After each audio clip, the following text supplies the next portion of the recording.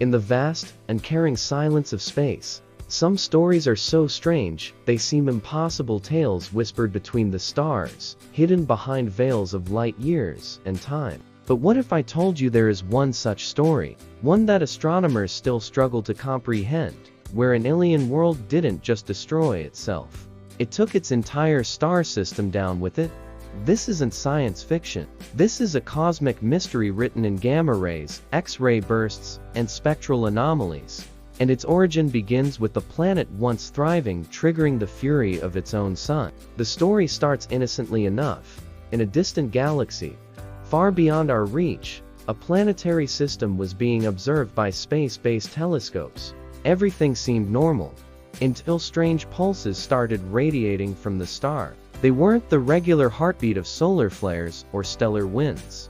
They were sudden, violent, and rhythmic, as if something was poking the star, taunting it, awakening a monster slumbering inside its core.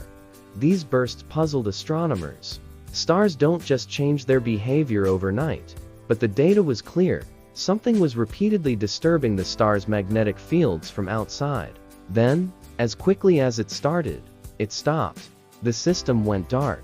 The star dimmed, not gradually, like aging suns do, but rapidly, like someone had flipped a switch. At first, scientists believed it was a glitch in instrumentation, but cross-checks with multiple observatories and radio telescopes confirmed the phenomenon was real. Whatever had happened there was violent enough to change the star itself. But here's where it turns from bizarre to terrifying. A closer spectral analysis revealed a chemical signature surrounding the star trace elements, metals, isotopes that had no business being there. Among them was technetium, a rare, radioactive element that doesn't occur naturally in such environments. Something artificial had been vaporized on a massive scale near or inside the star. Something made.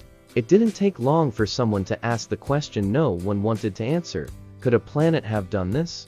The idea was ridiculous. Planets are victims, not aggressors. They orbit, they erode, they suffer impacts. They don't initiate the destruction of a star. But as models were run and data analyzed, a theory began to emerge. It was radical, almost heretical in the astrophysics community, and yet it fit the observations perfectly. The planet in question wasn't ordinary. It was technologically advanced, perhaps billions of years older than Earth, and something or someone on that planet had been playing with forces they didn't fully understand. According to this theory, the civilization had discovered a way to manipulate stellar magnetism. Maybe it was a power source. Maybe it was a weapon. Maybe it was just hubris. They built something. A planetary scale machine that tapped into the magnetic field of their sun, directly, kind of like plugging your home into the heart of a volcano. At first, it worked. They harnessed unimaginable energy. They prospered. But over time, the balance destabilized. Their machine wasn't just drawing energy. It was feeding back into the star's magnetic field, twisting it, disrupting its internal balance.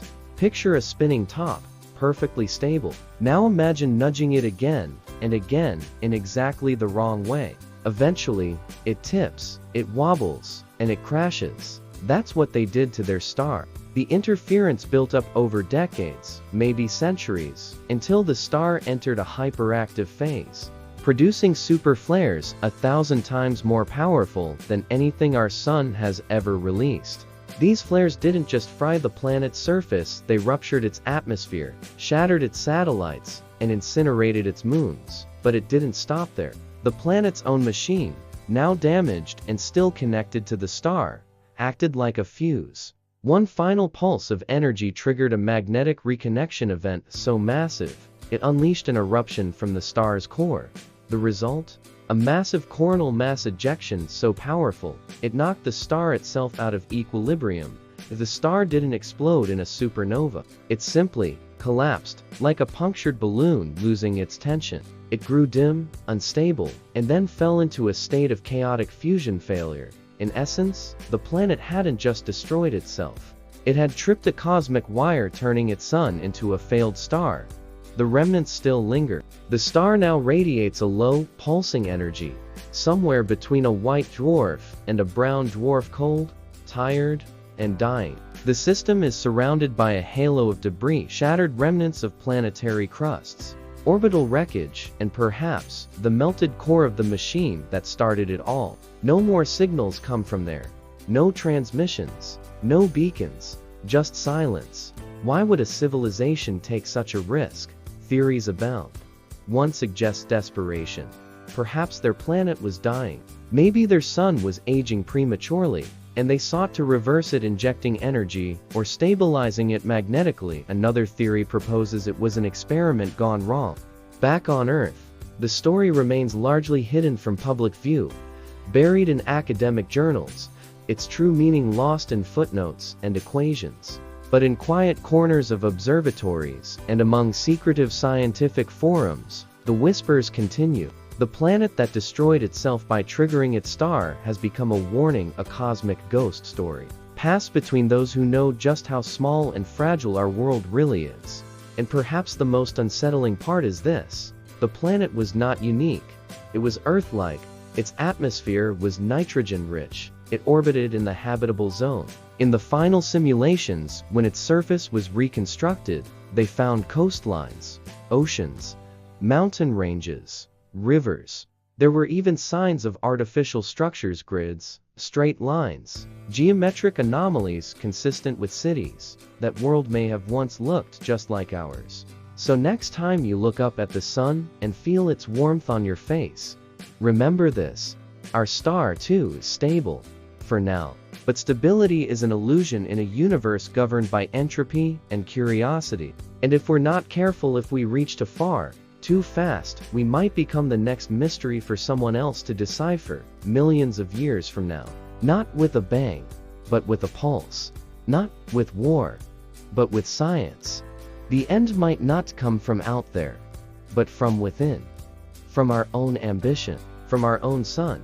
The bizarre case of the planet that destroyed itself by triggering the star may sound like fiction, but all fiction begins with a what if. And in this case, what if may already be what was.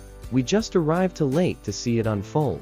All we have now is the echo, the silent aftermath of a world that reached into the heart of its star and burned everything.